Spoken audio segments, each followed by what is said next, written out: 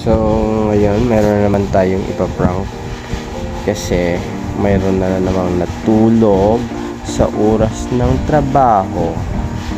Ayan, lalagyan lang natin ng pinta. Ayan, natulog na siya, nalagyan ko na. So, wait lang natin until na gumising siya. Tingnan niya natin kung anong mangyayari sa mukha niya. Ayan, sorry, hindi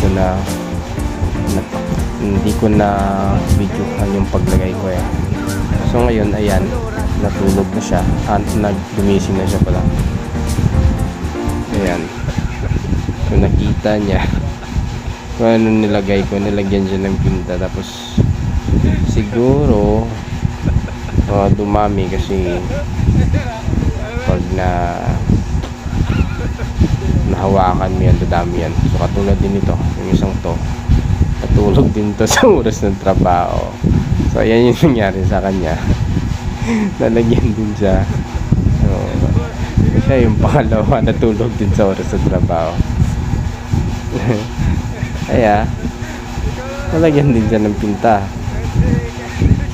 So ayan lang yung pagpaprank ko sa kanila. Kaya huwag kayong matulog sa oras ng trabaho. Bye-bye! Nagpakaw.